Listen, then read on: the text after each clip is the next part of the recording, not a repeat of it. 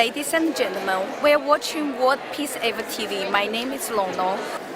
Ethics in Action, the UN's 17 Sustainable Development Goals. The conference will include an address by Mr. Ban Ki-moon, Secretary General of the UN, and who will give us his thoughts on this challenging agenda of the United Nations. On September 25, 2015, the members countries of the UN adopted a set of goals to end poverty, protect the planet, and ensure prosperity for all of us. As part of a new sustainable development agenda, each goal has specific targets to be achieved over the next 15 years. And this evening, we will hear from the group of special guests, especially Professor Jeffrey Sachs, who originally submitted the goals to the SG of the United Nations. And Okay, let us learn a little bit the Sustainable Development 17 goals.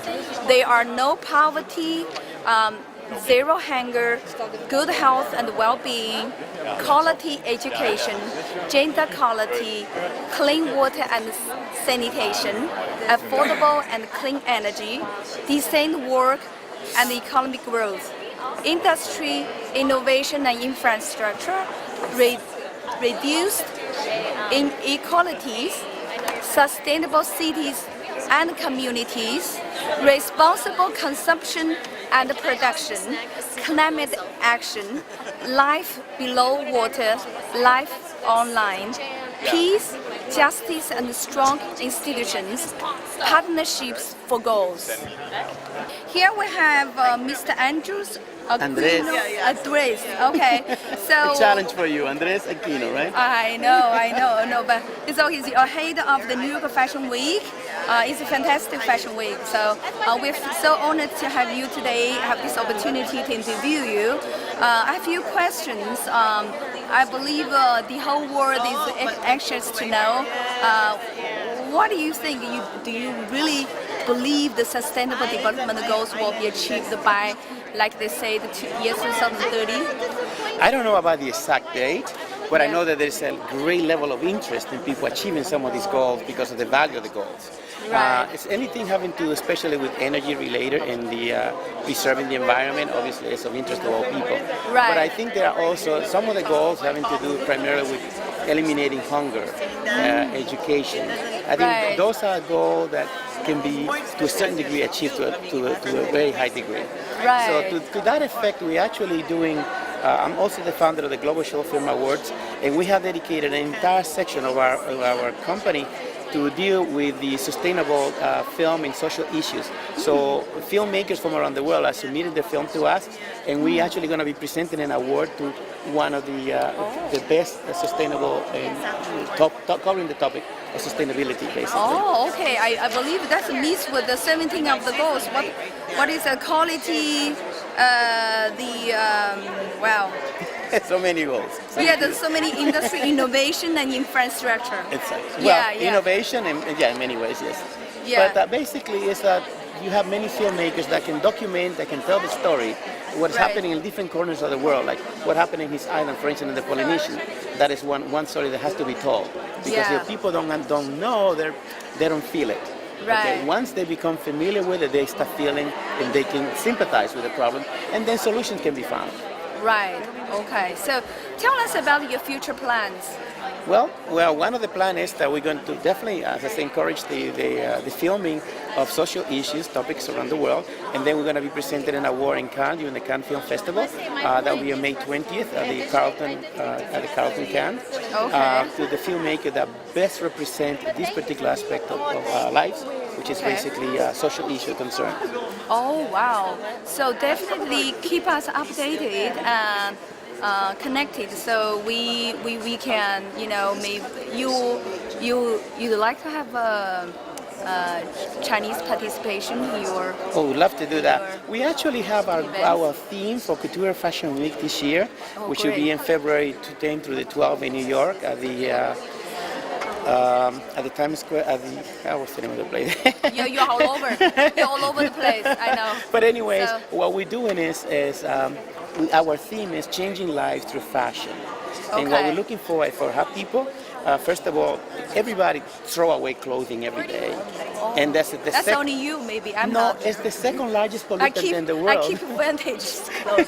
It's I the like second vintage largest stuff. pollutant in the world after oil, it's apparel. So Yeah. remember that all this apparel can be recycled, they can be given away to people that need it, like homeless people that need clothing, and they can, one of the things that we have 3 points, 3 things to do. One, give away things to people that need. 2, recycle what we don't, That's very good. what we can recycle. Yeah. And 3, we like to provide free seminar to young women coming out of high school or coming that's out of very college nice of you. that are going to enter the working force, so we can teach them a little about image and how they can better present themselves so they can be stronger when they get jobs and be able to compete better. So do you also work together closely to support the UN projects and Well, charity? I'm not really a UN person per se, but I work with another associate, Jennifer Young, that was here. She's one of the NGO, and so I've been getting involved in many activities at UN for a number of years. Everything having to do with the First Lady and the Fashion for Development, different type of activities Yeah. that have to do with global impact. But it doesn't matter. We're going for the same very Yes. meaningful goal. Just with like the supporting Secretary and General said balance the today, world. in the highway we're all going at different speed, but we're going in the same direction. I like that Right. image. Oh yeah. Thank you very much, My Mr. pleasure. Angel.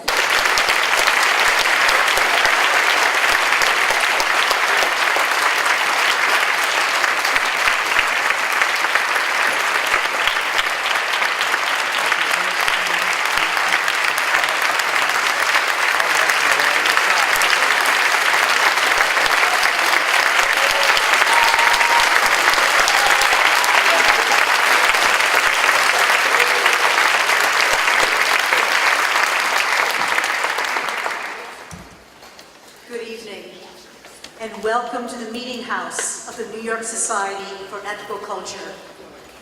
A young Felix Adler founded this community in 1876, and the first generation of members dedicated this building adjacent to the Ethical Culture School in 1910. For 140 years, we have welcomed people who choose to put ethics at the center of their lives. Whatever you believe or disbelieve, we hope that you will find a home here on the common ground of ethics. My name is Ann Clayson. I'm one of the leaders here, and it's always a pleasure to welcome you to my home. Our ancestors extended this common ground of ethics far beyond New York City to include the international arena. It fell to many of the women of ethical culture to do that.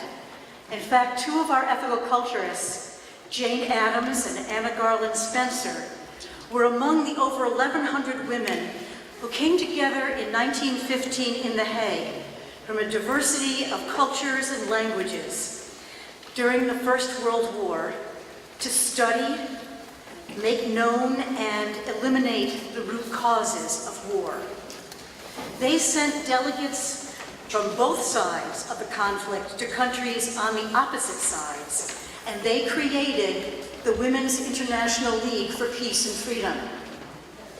In 1947, the National Women's Conference affiliated with the United Nations as the first humanist group to enter into formal association with the Department of Public Information at the United Nations. Under the name of the National Ethical Service, it continues to promote peace, care of the environment, and human rights. Rose Walker, who for many years led our NGO, the National Ethical Service, once said that if ethical culture had a sacred text, it would be the United Nations Declaration of Human Rights, adopted by the General Assembly on December 10, 1948. You may have noticed when you entered the lobby that a copy of this document hangs there, alongside a portrait of Eleanor Roosevelt. It is indeed something we consider a sacred text. And we admire not only Mrs. Roosevelt for her work here at the Ethical Culture Society, and and in founding the Encampment for Citizenship, but also honor the way that she worked on a process to bring people together. And that process continues today at the United Nations.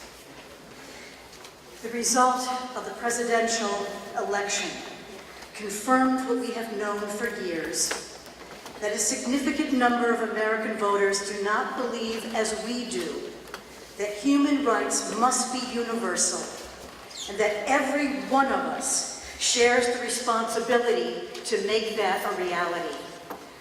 So it is with particular pleasure and honor and privilege that I introduce to you someone I'm sure all of you know already, nonetheless, Jeffrey Sachs, who has worked both at the Earth Institute at Columbia University, but also with the United Nations in developing the Millennial Development Goals and now on the Sustainable Development Goals. Jeff.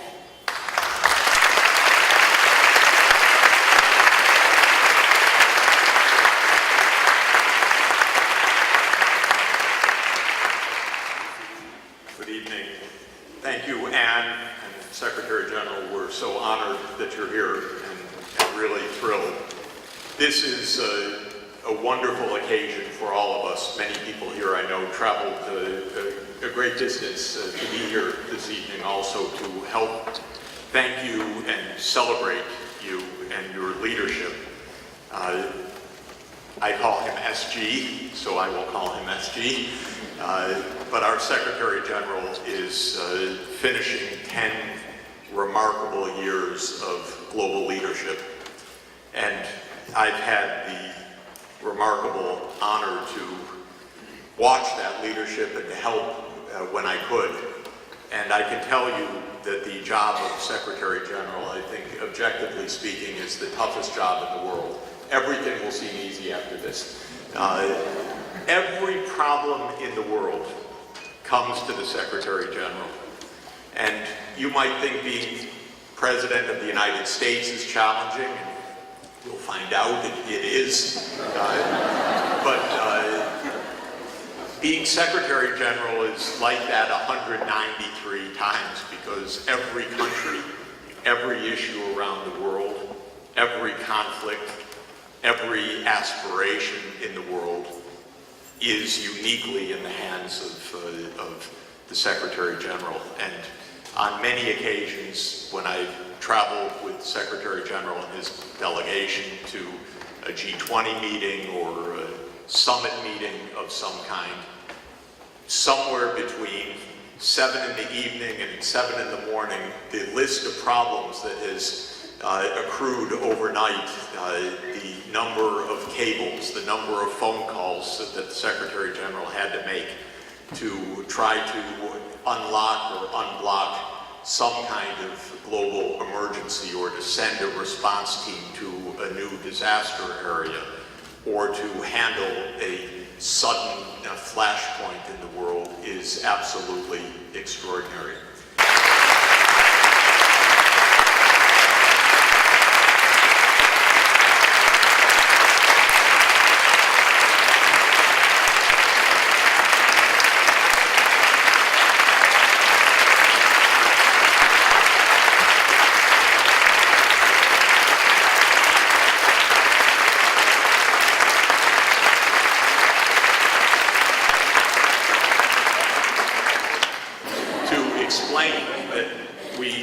Giving our first ever award of Ethics in Action conferred on Secretary General Ban Ki-moon for his unique and manifold contributions to the cause of sustainable development, peace, and human dignity.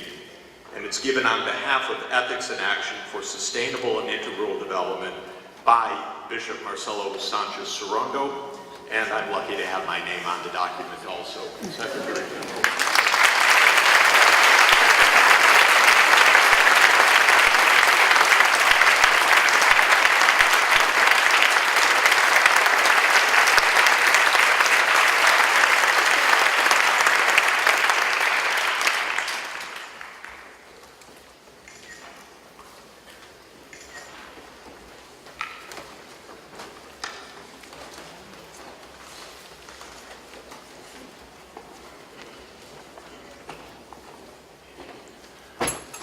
Thank you, Professor Jeffrey Sachs and Honorable Elizabeth Singer, President of New York Society for Ethical Culture. Distinguished guests, ladies and gentlemen, it's a great pleasure to join you this evening. And I thank New York Society for Ethical Culture for hosting this gathering.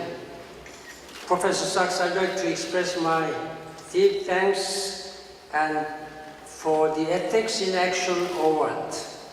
I know it's not just me who you are recognizing, and I will humbly accept this award on behalf of tens of thousands of UN staff who are working day and night all around the world for human dignity and to protect the human rights, and also to save many people who otherwise would be dying or whose human rights and dignity would be violated.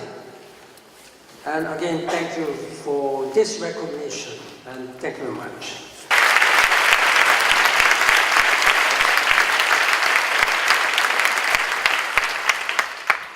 Thank you for taking a little more time to discuss some of the issues. And thank you for starting with the concerns of the island economies, which I want to come to for a couple of reasons. One is that we're really honored and lucky to have with us the High King of the indigenous Polynesian Kingdom of the Tui and the Ali Nui. And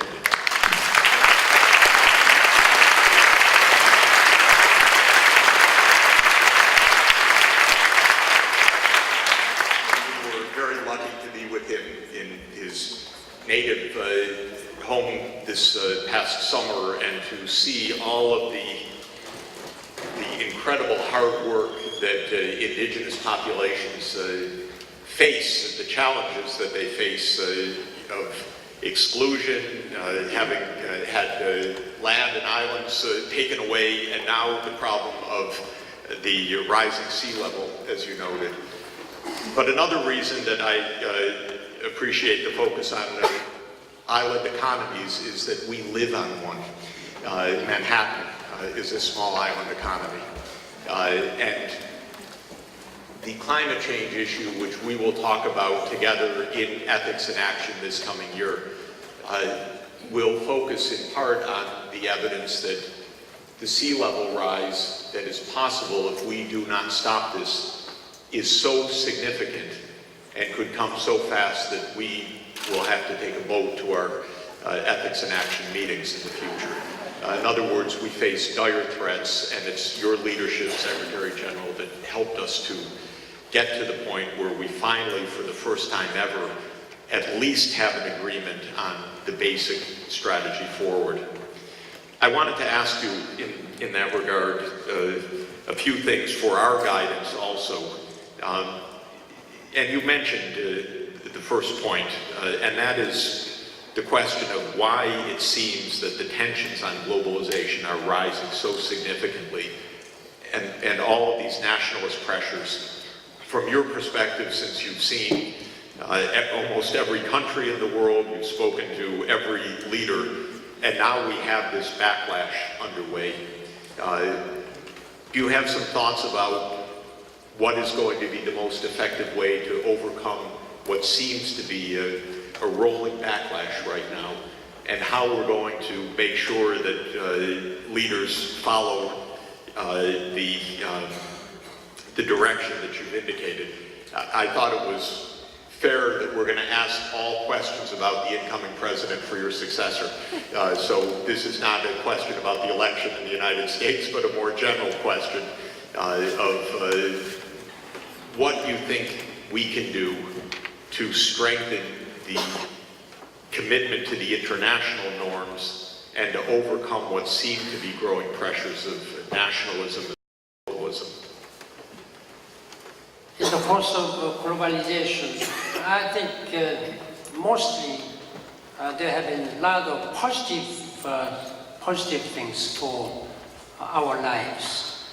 But in the course of all this deepening globalization, and with a lot of movement of people, and particularly with the growing number of crises, violences happening here and there. For example, the crisis in Syria, which has been continuing 6 years. Then in Yemen, the South Sudan, Central African Republic, Libya, etc., etc. I think that many people have to flee their homes, flee their countries forcibly. And this kind of a situation has caused a lot of divides.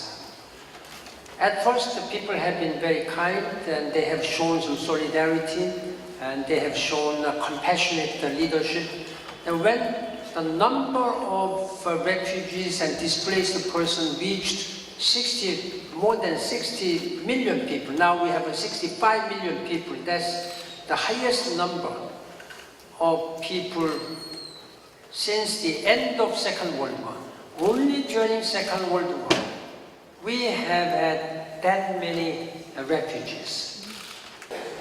On the one hand, we have an exciting, positive, creative, crucial agenda of sustainable development, meaning a universal agenda to combine our economic aspirations with social justice and with environmental sustainability.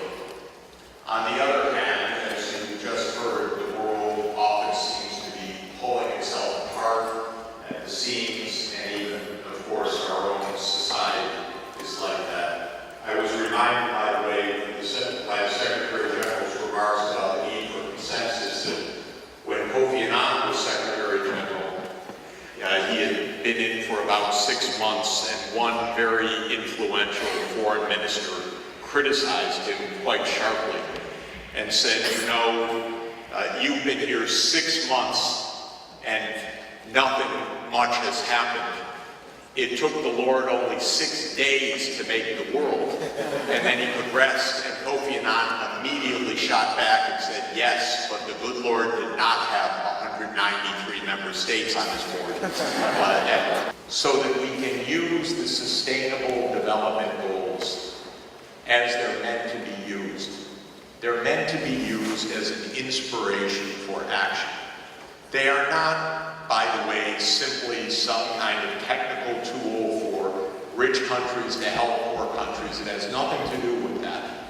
These are universally agreed principles that are at the disposal of every society, every nation, and every city to find a way to make a more decent life together.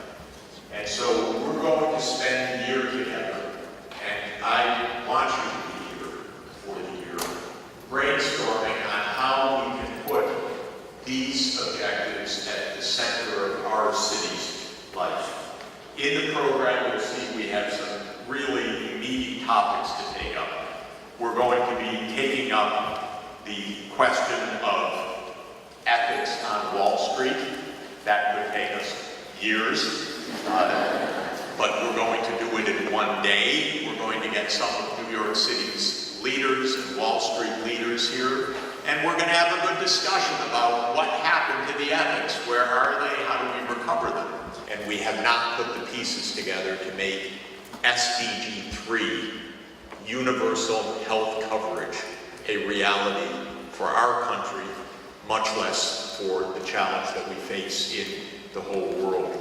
So, ladies and gentlemen, that's what brings us together. We have our work to do. This is brainstorming, this is participation, this is an opportunity to hear from leaders in our city and leaders who are world leaders by virtue of being in this city, as we discuss some of the most important, topical, and contentious issues of our time. Please join this series. Please alert your friends. We'll be sending out notices, and thank you all for being here this evening.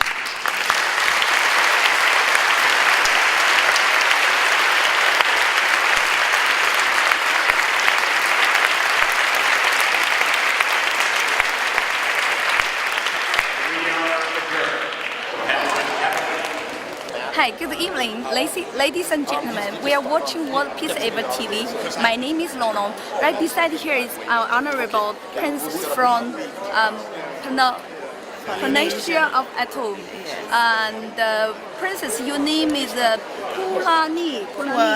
Okay, together we are with also the king and the queen, and the queen Connie and the king Alaka Apolani. It's just very difficult for me to pronounce the local. So tell us what you think about the event today. Oh, it was a wonderful event. We were actually invited here by Mr. Sachs. So, Sachs, yes. So I've heard that he's the one bring up submit the original idea of the 17 sustainable development goals to the Secretary General office, and I know also Hawaii considered to be considered to be the most green island, the paradise. So. Tell us. sorry, I just need to keep an eye on them. That's Sorry. Okay, so tell us a little bit how you keep the island so organic. Well, that is when you would have to go and talk with the Illinois on that, on the land issues and stuff like that. That would need to be addressed to him. Anything got to do with the land issues because of our sovereign. We run on a sovereign nation. That's why. So, that's why you're here today to support the sustainable development of these green, protecting our planet and support the organic planet. Right, and peace. And peace. Yes. Yeah, this is Peace Ever TV. Yes. Okay, everyone, we should go to remember Polynesia of Atum. Polynesian Kingdom of Atum. Yes. So go over there and visit Hawaii and this is organic paradise. So, okay, thank you, Princess. Thank you. Nice meeting with you. Same here.